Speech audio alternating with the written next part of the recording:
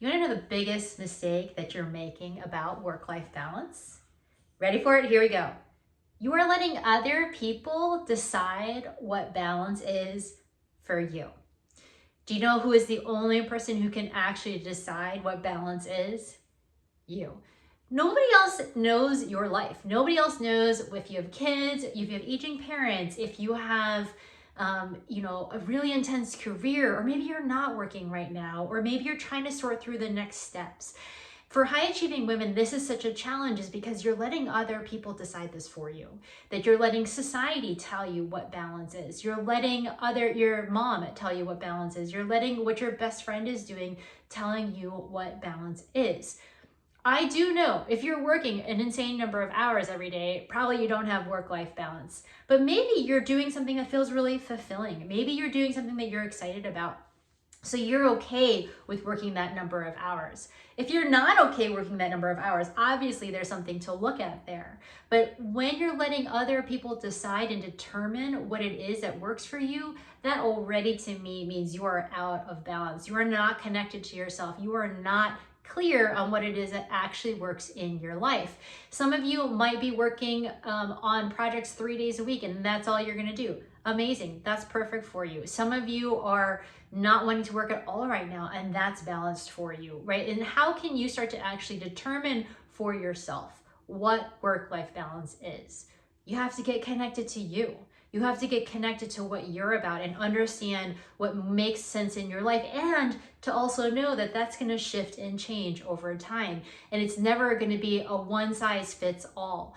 The way you do this is you have to actually understand what it means to connect to yourself. Do you actually know what that feels like physically in your body? Do you actually have practices that you put into place? And I'm not talking about drinking wine, eating sugar, and doing other things that are lovely because they can help us feel a little bit better in the moment. I'm talking about things that truly help you feel really grounded and clear and connected to yourself, practices that make a true difference in how your emotional state is, what your nervous system is like, and settling yourself. And that when you actually start to access that, that's when you can start to get clarity. That's when you can actually start to see with true eyes, clear eyes, your next steps. That's when you can actually decide and determine balance for yourself.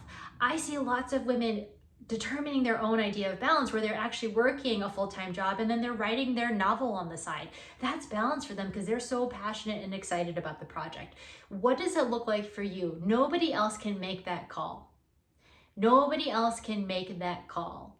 And I know you're looking at me and I'm still telling you nobody else can make that call. Only you can make that call. And this is one of the most essential things that we work on in Your Clear Calling in my course. We're working on you being the person who is determining and designing your own life. You're the one calling the shots. You're the one who really is seeing for yourself what balance means, what clarity is, understanding your purpose and why you're here on the planet.